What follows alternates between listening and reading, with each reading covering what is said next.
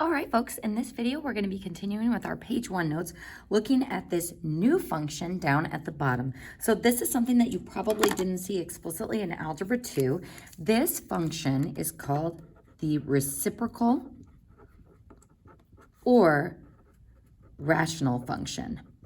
My math lab tends to go with the rational definition of that function. I tend to use both interchangeably, so the reciprocal or rational function. So this is the first one on this page that is entirely new.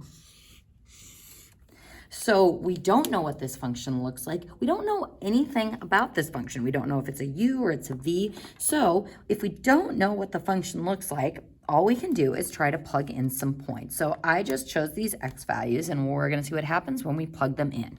So 1 divided by -4 gives me -1/4. Let's go ahead and plot that. 1, 2, 3, 4, down a fourth. Oop. It's just a titch beyond that line. -1, when we plug it in, 1 divided by -1 is -1. So -1, 1. And 1 divided by a -1/2. All right, folks. A reminder that we should be doing this without our calculators. So if I am dividing by a fraction, that's the same as multiplying by the reciprocal. So what is the reciprocal of -1/2? The reciprocal of -1/2 is -2/1. So when I multiply straight across, we get -2. So again, you can use your calculator to check, but these sorts of things with multiplying by reciprocals when you're dividing by fractions are going to come back to haunt us, especially in our trig chapter. So this gives me an output of -2. So backwards a -1/2, down 2. So at this point, it looks like our graph is curving down, but then something interesting happens. If I plug 0 in, what's 1 divided by 0? It is undefined. So this is different than what we had in our square root problem above. I'm not getting something imaginary that we just can't see on our graph. We are getting something that is straight up undefined. So x cannot be equal to 0. So that's kind of weird. Let's go ahead and keep going with our inputs. 1 divided by 1/2, we multiply by the reciprocal of 2. And we get 2. So 1/2, 2. Whoa! So at this point, our graph has stopped curving down, and now we're way up here. That's pretty weird. Let's go ahead and plug in our next point. 1 divided by 1 is 1. So 1, 1. And then 1 divided by 4 is 1/4. So 1, 2, 3, 4, up 1/4. Super weird. So our points, they're not really a lot to go off of. So I'm going to show you the shape of this graph and some of the other key features that it has. So first, x cannot be equal to 0. This sort of situation lends to the function having a vertical asymptote at 0. So that x value is restricted, and we put an asymptote there. The other interesting thing about this function is its range, or its y values. Folks, if I plugged 0 in for y, or for the f of x, is there anything I can put in for x that would give me an output of 0? We can't put 0 in because that makes it undefined, and 1 divided by something will never give me 0. So this function is really strange because not only can we not have an x value equal to 0, we also can't have our y values equal to 0. So at my y value of 0, we also have a restriction that occurs as a horizontal asymptote. So reciprocal and rational functions will always have 2 asymptotes, one vertical and one horizontal. And these asymptotes, just like with hyperbolas, they show us the shape of the function and how far our swooshes are going to go. So let's start with our bottom curve. This one is going to curve up, getting closer, closer, closer, closer, closer, but never actually touching the asymptote. And then it curves down towards the vertical one. Closer, closer, closer, closer. So that's my first swoosh. And then for this one, we're curving up towards the vertical asymptote. and down towards the horizontal one, never actually touching, making sure we have our arrows on both ends. Now, if you're looking at this going, that does look very, very similar to a hyperbola. Folks, a reminder that hyperbolas go either straight up and down from each other or straight left and right of each other. So this one, instead of our swooshes being stacked vertically or horizontally, they are stacked in a slanted way. So this is how you can tell graphically the difference between a reciprocal or rational function and a conic section. So let's go ahead and talk about the domain for this. Now, as I'm looking at my x-axis for the domain, I can get this x value on my graph, that x value, that x value. So each of those tick marks maps to something on my graph, except I get closer and closer and closer, 0.5, 0.0005, 0.00001, 0.00001, well, negative 0.0001. But we can't have a value at 0 because of that asymptote. To the right of it, I'm defined at 0.0001, 0.05, 1, 2, 3, 4, 5, 6, brrrp, all the way to infinity. So my domain is all real numbers except for 0. So our domain is everything except 0. So we can say x cannot be equal to 0. Now the same is going to go for my range. I go all the way down and all the way up, covering all of those y values, except for at that asymptote, we aren't going to get a y value of 0. So my range, y cannot be equal to 0. So folks, this is our first brand new function of this chapter. So we've got square roots, absolute values, quadratics, linear functions. And in this chapter, we're going to see the 12 basic functions that you will need to know for calculus. Go ahead and turn to the next page. And as I mentioned in a previous video, in this section, we're going to be learning about a new way of expressing our domain and our range. So instead of saying darn and rarn, or x is greater than or equal to something, y is greater than or equal to something, instead we're going to be using what is called interval notation. Interval notation is not only required for my math lab, but it is also required for calculus. Now, if you're wondering, well, why did we even bother with this inequality notation for domain and range and darn and rarn? It's because for Algebra 2 students, inequalities are a bit easier to understand, but now we're ready to take it up a notch and learn this new notation. So first, interval notation is a notation for representing an interval as a pair of numbers.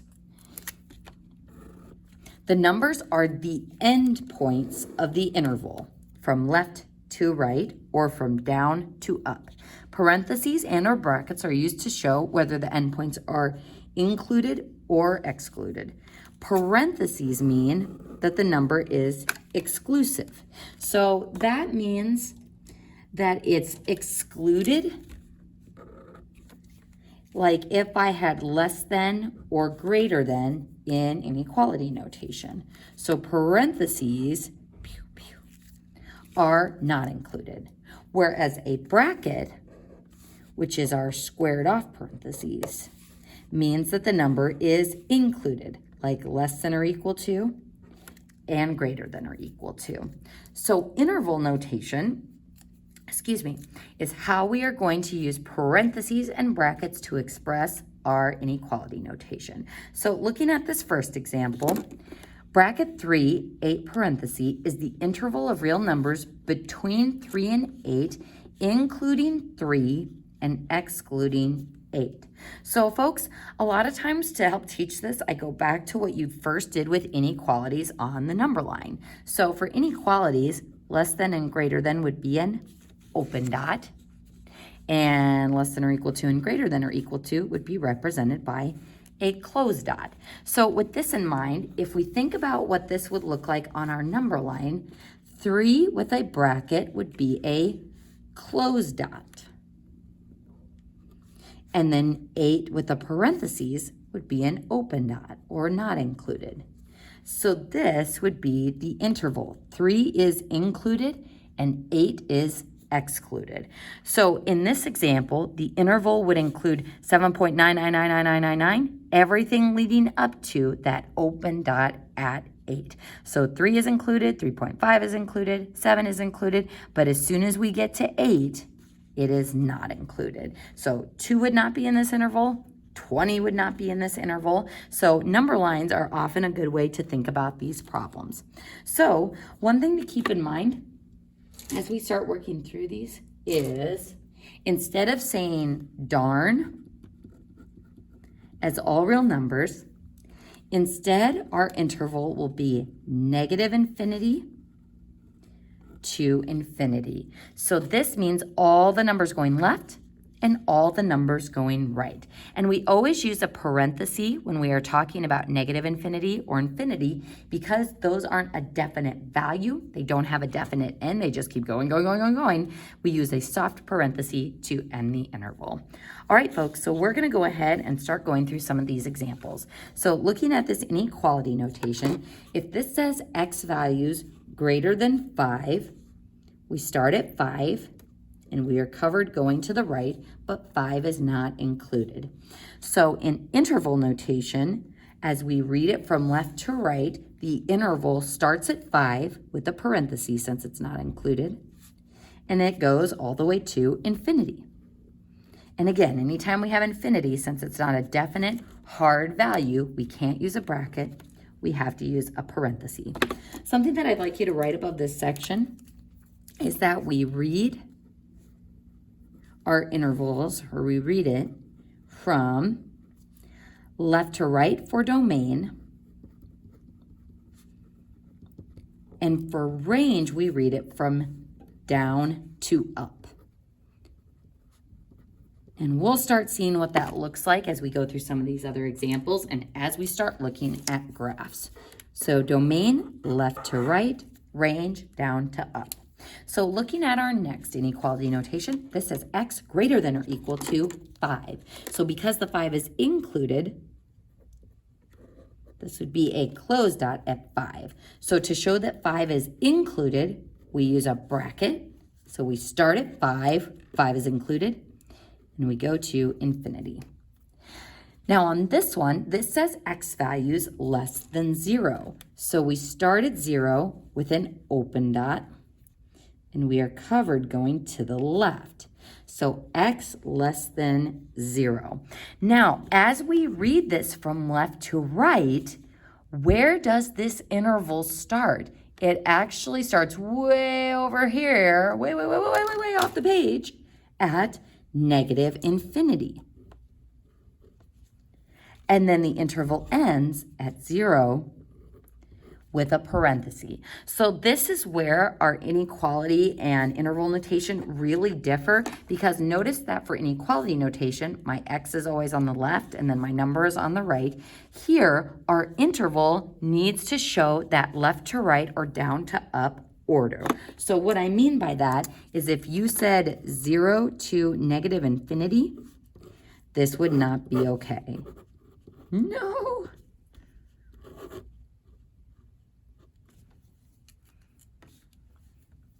That is my little angry straight face, if you know that from text messages. No. All right, so this is not okay because it needs to go in that left to right or down to up order. So if we think about our coordinate plane, here's negative infinity to positive infinity for my y-axis, negative infinity to positive infinity for my x-axis. So domain, we read from left to right, and range, we read from down to up.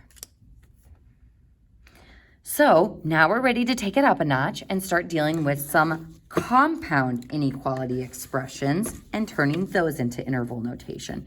So looking at this one, this says x is less than 3. So open dot, 3 is not included, going to the left. Then greater than 10, open dot at 10, going to the right. All right, folks, so if I were to read this from left to right, where does this interval start? At negative infinity. Where does this interval end? At 3 with a parenthesis since the 3 is not included. Now, our next interval starts at 10.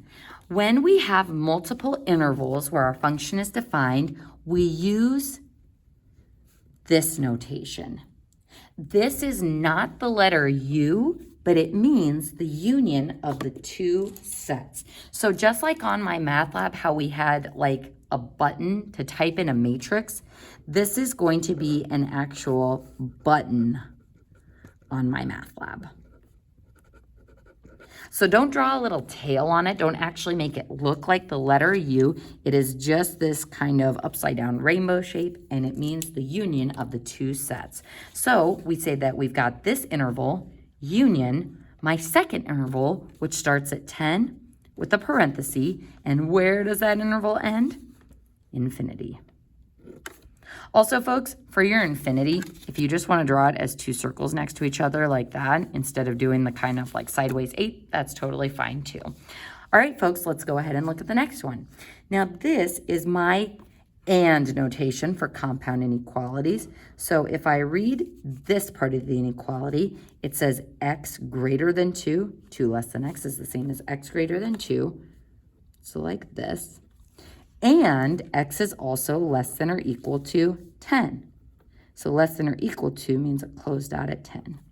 So this and statement is this interval. So my interval notation starts at 2, parentheses, since the 2 is not included, and goes to 10 with a hard bracket, since the 10 is included. All right, next example. This is similar to what we had with that reciprocal or rational function on the previous page. X cannot be equal to 7. So what this means is that I have an open dot at 7, but everything to the left of 7 works, and everything to the right of 7 works. So I only have this open dot. Now, reading this interval can be a little bit tricky. When we ask where does the interval start, it starts at negative infinity. Ooh, that was a terrible infinity symbol. Okay, so negative infinity. Where does the interval end? At 7 with a parenthesis. Now, our next interval is this segment. So I use the union notation. And where does this interval start back up? At 7 to infinity. So this way of expressing our interval notation is way more complicated than just, hey, x can't be equal to 7, but these mean the same thing. So careful when you just have x can't be equal to a value, because that will be an open dot at that value, but there will be two separate intervals. And that concludes page 2 of our notes.